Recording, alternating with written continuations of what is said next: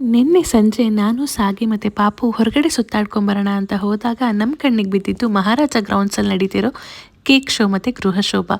ಸ್ವಲ್ಪ ದಿನದಿಂದ ನಡೀತಿದೆ, ನಾವು ಇನ್ನೂ ಹೋಗಿಲ್ವಲ್ಲ ಅಂತ ನಾವು ಕೂಡ ವಿಸಿಟ್ ಕೊಟ್ವಿ. ಟಿಕೆಟ್ ಪ್ರೈಸ್ ಬಂದುಬಿಟ್ಟು ₹50.